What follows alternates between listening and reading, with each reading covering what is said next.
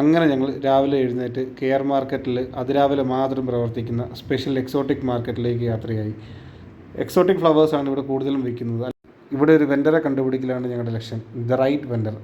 അങ്ങനെ ഒരാൾക്ക് വേണ്ടിയുള്ള തെരച്ചിൽ ഞങ്ങൾ തുടർന്നു. ഇവിടുത്തെ ഫ്ലവേഴ്സിൻ്റെ ക്വാളിറ്റി പല ടൈപ്പ് ഉണ്ട്. നല്ല ഹൈ ക്വാളിറ്റിയും ലോ ക്വാളിറ്റിയും വിൽക്കുന്നവരുണ്ട്. കൂടാതെ ഇത് ഫാമിൽ നിന്ന് ഡയറക്റ്റ് എടുത്ത് ചെയ്യുന്നവരുണ്ട്. പല ആൾക്കാരിൽ നിന്ന് കളക്ട് ചെയ്ത് സോർട്ട് ചെയ്ത് വിൽക്കുന്നവരുണ്ട്. റീറ്റെയിൽ ചെയ്യുന്നവരുണ്ട്. അങ്ങനെ പല രീതിയിലുള്ള ബിസിനസ്സുകാരുണ്ട് ഇവിടെ.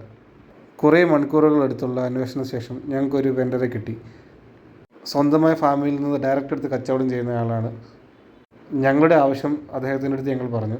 ഏത് രീതിക്കുള്ള ഹെൽപ്പ് വേണമെങ്കിലും ചെയ്തു തരാമെന്ന് അദ്ദേഹം ഉറപ്പ് തന്നു. പുറം നാട്ടിൽ നിന്നൊരു ചെറുപ്പക്കാരൻ വന്ന് ഇവിടെ കച്ചവടം ചെയ്യാൻ നോക്കുന്നതിനുള്ള അമർഷമോ ദേഷ്യമോ പുച്ഛമോ ഞാൻ ഇയാളിൽ കണ്ടില്ല.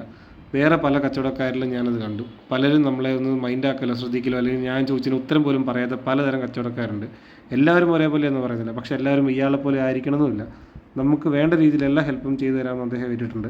ഈ ഹോൾസെയിൽ ഓർഡർ വരുമ്പോൾ ഉള്ള ട്രാൻസ്പോർട്ടേഷനും സൂക്ഷിപ്പിൻ്റെയും ആവശ്യത്തിനായി ഞങ്ങൾക്കൊരു ഗോഡൗൺ അല്ലെങ്കിൽ ചെറിയൊരു മുറി ആവശ്യമുണ്ട്. അതും ഈ സാറിൻ്റെ കെയർ ഓഫിൽ തന്നെ ഞങ്ങൾക്ക് റെഡിയായി കിട്ടി. എല്ലാം വളരെ എളുപ്പത്തിൽ അദ്ദേഹം ചെയ്തു തന്നു. അങ്ങനെ എൻ്റെ എക്സോട്ടിക് ഫ്ലവർ ബിസിനസ്സിൻ്റെ ഒരു അധ്യായം ഇവിടെ തുടക്കമാവുകയാണ്. Thanks for watching.